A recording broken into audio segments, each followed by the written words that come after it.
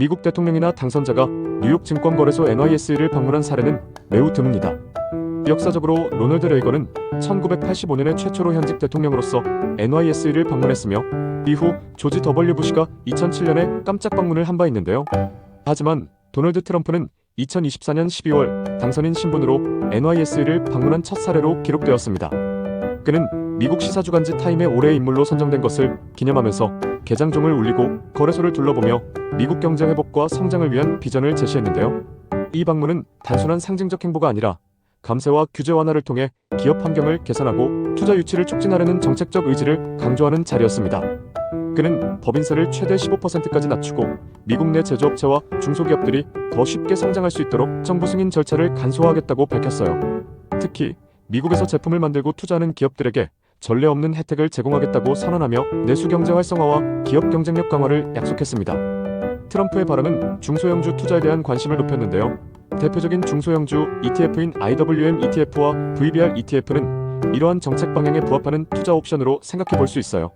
IWM은 러셀 2000 지수를 추종하며 약 2000개의 미국 중소형 기업에 투자하고 VBR은 저평가된 가치 중심의 중소형주를 선별적으로 포함합니다. 트럼프 일기 때 시행된 감세와 규제 완화 정책은 러셀 2000 지수의 급등을 이끌었으며 이번에도 유사한 효과가 기대됩니다. 특히 중소형주는 대형주보다 내수 시장 의존도가 높기에 트럼프의 미국 우선 정책과 금리 인하 기조에서 직접적인 수혜를 입을 가능성이 큽니다. 현재 경제 상황 또한 중소형주에 유리하게 작용하고 있는데요. 미국 경제는 연 2.8%의 성장률과 4.2%라는 낮은 실업률을 기록하며 견조한 회복세를 보이고 있습니다. 동시에 연방준비제도의 금리 인하가 예상되면서 자본 조달 비용이 줄어들고 있으며 이는 상대적으로 자금 조달에 민감한 중소기업들에게 큰 혜택으로 작용할 전망입니다. 또한 대형 기술주의 과도한 밸류에이션과 시장 집중도가 높아진 상황에서 투자자들은 더 저평가된 중소형주로 눈을 돌릴 가능성이 큽니다. 트럼프는 이번 방문에서 에너지 및 제조업과 같은 산업뿐만 아니라 인공지능 개발과 같은 혁신 분야에도 투자를 촉진하겠다고 밝혔는데요.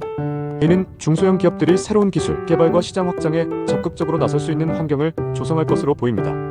특히 규제 완화와 승인 절차, 간소화는 중소기업들이 신제품 출시와 사업 확장 속도를 높이는데 기여할 듯 싶어요. 트럼프 일기 때의 사례를 보면 그의 정책은 중소형주에 강력한 상승 동력을 제공했어요.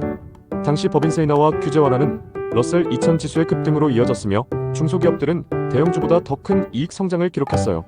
이번에도 유사한 정책들이 발표되면서 중소형주의 강세 가능성이 높아지고 있는데요. 특히 VBR과 같은 가치 중심 ETF는 저평가된 종목들로 구성되어 있기에 장기적인 투자 기회로 생각해 볼 수 있어요. 결론적으로 트럼프의 친기업적 정책과 현재의 경제 환경은 중소형주 투자에 유리한 조건을 제공할 가능성이 높아요. IWM이나 VBR 같은 ETF는 분산 투자와 성장 잠재력을 모두 제공하며 금리 인하와 내수 경기 회복이라는 거시경제적 흐름 속에서 유망한 선택지가 될 수 있어요. 트럼프의 뉴욕 거래소 방문은 이러한 투자 기회를 강조하며 시장 참여자들에게 긍정적인 메시지를 전달한 상징적인 이벤트로 평가할 수 있어요. 저 역시 당분간은 해당 ETF의 비중을 높여갈 생각입니다. 여러분들도 함께 공부하면서 조금씩 모아가면 어떨까요?